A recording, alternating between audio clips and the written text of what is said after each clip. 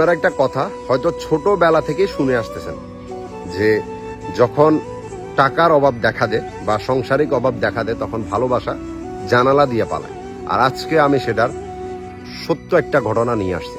আজকে এমন একটা গল্প আমি আপনাদের সামনে নিয়ে আসছি যেটা শোনার পরে প্রত্যেকটা ছেলের বিবেক নাড়া দিবে এবং আপনি যে মানুষটাকে পুরোপুরি বিশ্বাস করেন, হোক সেটা ছেলে হোক সেটা একটা মেয়ে। আমি বিশেষ করে গল্পটা ছেলেদেরকে শোনার জন্য সাজেস্ট করব, বাট মেয়েরাও শুনতে পারেন। অনেক বড় একটা শিক্ষা আপনারা এখান থেকে পেয়ে যাবেন। ছেলেটার সাথে নর্মালি একটা মেয়ের সাথে পরিচয়, এলাকার প্রতিবেশী ছেলে তো আসতে যাতে কথাবার্তা হয়তো টুকটাক। একটা সময় ছেলেটার একটা বন্ধুর মাধ্যমে 4টা মেয়ে একটা গ্রুপের মধ্যে পিকচার ছাড়ছে, ফেসবুকের মধ্যে গ্রুপ ছিল ওইখানে। দেন ছাড়ার পর ওইখানে একটা মেয়ের এই ছেলেটাকে পছন্দ হয়েছে। পছন্দ হওয়ার পরে প্রথমে তো সে লজ্জা শর্মে বলে নাই, বাট একটা সময় বন্ধুদের বলেই দিছে। দেন বন্ধুকে বলার পরে বন্ধু ওই মেয়েটাকে গিয়ে বলে দিছে যে আমার বন্ধু তো তোর পছন্দ করছে। দেন মেয়েটা সাথে সাথে ছেলেটাকে টেক্সট করে জিজ্ঞেস করে যে তুমি কি আমারে পছন্দ করছো? তো প্রথমে এটা মানে স্বীকার করে নাই, একটু বলতে লজ্জা পাইছিল। পরে ফোন করে বলতেছে যে হ্যাঁ আমি তোমাকে পছন্দ করে। দেন এর মধ্যে মাঝের মধ্যে তাদের কথাবার্তা ভালোভাবেই চলতেছিল, সবকিছু ঠিকঠাক ছিল। মেয়েটা বারবার ছেলেটাকে একটা কথা বলতো যে চলো আমরা দেখা করি, কিন্তু কোনো মতে ছেলেটা দেখা করতে যেত না, বিকজ তার ভিতরে লজ্জা একটা কাজ করতো। আর তার থেকেও বড় একটা ইস্যু ছিল, ছেলেটা বেকার ছিল, তার পকেটে টাকা ছিল না। আর এই জন্য মেয়েটাকে বিভিন্ন রকম বাহানা দিয়ে যাচ্ছিল, তো দেখা আর করে নাই। কিন্তু 2015 সালে যখন বাংলাদেশের খেলা হইতেছিল, দেন ওই টাইমে সে ওই দিন ওই মেয়েটার সাথে দেখা করতে যায় তার একটা বন্ধুকে নিয়ে। আর ওই বন্ধু সম্পূর্ণ খরচটা বহন করে। তাদের যে একটা খরচপাতি হয়েছে না, দেখা করতে গেছে, ওখানে সম্পূর্ণ খরচটা তার বন্ধু বহন করে। একটা সময় মেয়েটাকে বিভিন্ন জায়গা থেকে বিয়ের জন্য দেখা শুরু করে দেয়, তার ফ্যামিলিও তাকে বিয়ে দিয়ে দিবে এমন প্রিপারেশন নিয়ে নিছে। আর মেয়েটা স্ট্রেট ফরওয়ার্ড তার পরিবারকে বলে দিয়েছে যে আমি ওরে ভালোবাসি এবং আমি যদি বিয়ে করতে হয় তো ওরেই করব। এখন ছেলেটা তার পরিবারকে বলতে ভয় পাচ্ছিল, কারণ ছেলেটা বেকার ছিল, এই একটা কারণে। দেন একটা সময় দেখতেছে যে কোনো মতে না বলে আর থাকতে পারতেছে না, পরে ফ্যামিলিকে বলে এবং ছেলের ফ্যামিলিও রাজি না, মেয়ের ফ্যামিলিও রাজি না। ইস্যু একটাই, সেটা হলো ছেলেটা কোনো কিছু করে না, সে একটা বেকার ছেলে, কখন যা কি করবে হ্যাঁ এ পর্যন্ত কি বসে থাকা যায়। কিন্তু মেয়েটা তার ফ্যামিলিকে বলতেছে যে যখন ওর ঘাড়ের উপরে দায়িত্ব আসবে, যখন ও বুঝতে পারবে বিয়ের পরে, তো সবসময় আরো বেকার থাকবে না, এতটুকু বিশ্বাস আপনারা করতে পারেন। দেন দেখতেছে যে দুজনকে কোনো মতে হার মানানো যাচ্ছিল না। একটা সময় তাদের পারিবারিকভাবে বৈঠক হয়ে তারা দুজন বিয়ে করে। এখন বিয়ে করার পরেও সংসার জীবন যেভাবে যাচ্ছিল ভালোই যাচ্ছিল।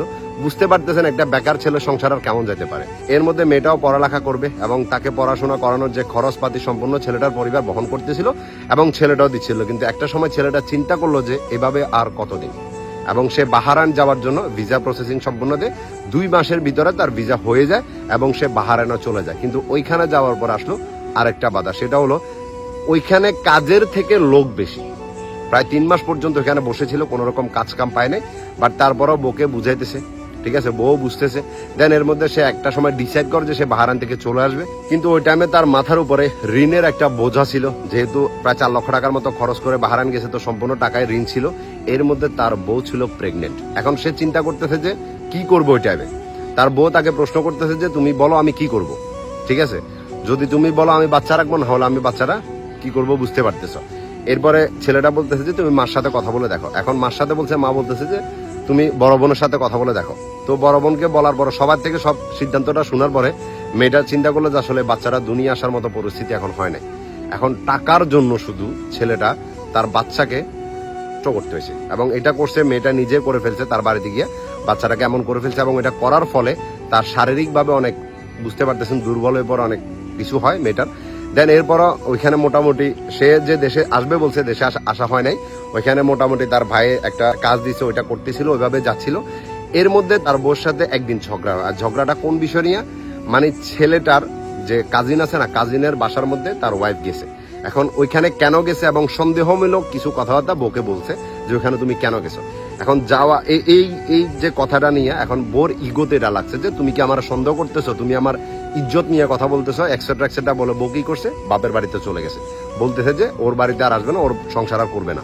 নর্মালি ছেলেটা ভাবছে যে হয়তো কথাগুলো এমনি বলতেছে, একটু রাগ কমলে সব ঠিক হয়ে যাবে, কিন্তু মেয়েটাকে কোনো মতে বুঝে শুনে আনতে পারতেছিল না। পরে ছেলেটার ফোনও ধরতেছিল না। ওই টাইমে ছেলেটা আর একটা ভুল করছে। তার সাথে একটা লোক ছিল যে তার সাথে একসাথে কাজ করতো এবং ওই ছেলেটার ফোন থেকে বলতেছে যে আমার ফোন থেকে তো কল ধরতেছে না, আপনার ফোন থেকে একটু কল দিয়ে দেখি, আমার বউর সাথে একটু কথা কাটাকাটি হয়েছে। পরে যখন ফোন দিছে বউকে, তো বউ ফোনটা ধরে নাই। পরে ছেলেটাকে বললো যে আপনি যদি ও ফোন করে বলিয়েন যে আমি আপনার সাথে একসাথে কাজ করি এবং ওর একটু বুঝাইয়েন, ঠিক আছে। তো ওই ছেলেটা কি করলো, নাম্বারটা সেভ করে রাখছে, নাম্বারটা সেভ করে এবং দুর্বলতার পয়েন্ট ধরছে, পয়েন্ট ধরে আর ওয়াইফকে বিভিন্ন রকম আজে বাজে কথাবার্তা এই ছেলের সম্বন্ধে আরো বলছে। বলার পরে ডিরেক্ট বিয়ের প্রস্তাব দিয়েছে যে আপনি ওরা ডিভোর্স দিয়ে দেন, আমি আপনাকে বিয়ে করবো, আপনাকে আমার ভালো লাগছে এবং আপনার টাকা পয়সা যা লাগে সম্পূর্ণ আমি দিব, আপনি দরকার পড়বে একলা বাসা নিয়ে থাকবেন, ওই বাসার খরচপাতিও আমিই চালাবো। এখন একটা পুরুষ যার কাছে টাকা নাই, ঠিক আছে, যে বেকার থাকা অবস্থা একটা মেয়েকে বিয়ে করছে এবং মেয়েটা তখনও তার সাথে ছিল, যখন সংসার জীবনে গেছে চাহিদা বাড়তেছিল তখন তার চাহিদাগুলো তার হাজবেন্ড হয়তো ওইভাবে পূরণ করতে পারে নাই। এখন ওয়াইফ এমন একটা সুযোগ পাইছে, ওই কথাটা শুনে ওয়াইফ কি করছে, ওই ছেলের সাথে পরকীয়াতে আসক্ত হয়ে পড়ে এবং তার সাথে কথাবার্তা বলতেছে, এই ছেলের সাথে কথাবার্তা বলে না। তো ছেলেটা তার পরিবারকে পাঠালো যে আপনারা যাই ওর সাথে কথাবার্তা বলেন, ওরা নিয়ে আসার চেষ্টা করেন। ছেলের পরিবার সবাই গিয়েও ব্যর্থ হলো, মেয়েটা কারোর সাথে আসবে না। দেন এরপরে ছেলে তার বড় ভাইকে পাঠালো যে আপনি গিয়ে একটু বুঝে শুনে নিয়ে আসতে পারেন কিনা দেখেন। তো ছেলের বড় ভাই যখন গেল তখনও সেম কথা, কোনো মতে আসবে না। এর মধ্যে কিন্তু করোনা চলে আসছিল, ঠিক আছে, পরিস্থিতি আরো খারাপ হয়ে গেছিল। তখন মানে ছেলের ভাই যখন ফিরে আসলো বলতেছে যে দেখ ভাই, ও তোকে ডিভোর্স লেটার পাঠাই দিছে আর ও কখনো তোর সংসার করবে না, এটা ডিরেক্ট ও বলে দিছে। এটা শোনার পরে ছেলেটা ঘুমের মধ্যে ছিল, ঘুম থেকে উঠে একটা রুমে গিয়ে নীরবে কান্না করছে যাতে কেউ না বুঝে যে সে কেন কান্না করতেছে।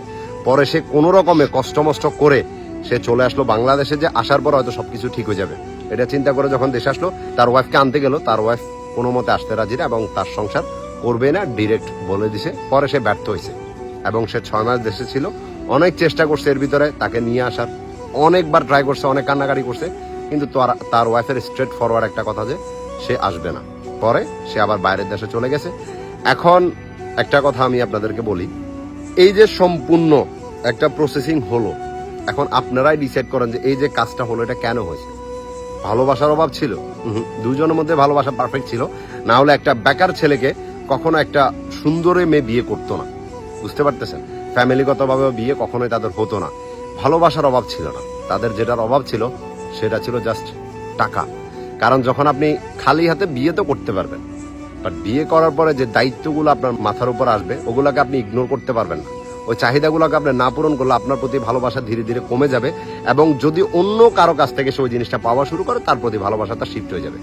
এটাই ডার্ক একটা সত্য। যদি আপনারা মানতে পারেন তো ভালো, আর না মানতে পারলে আপনাদের সাথে এমনটাই হবে।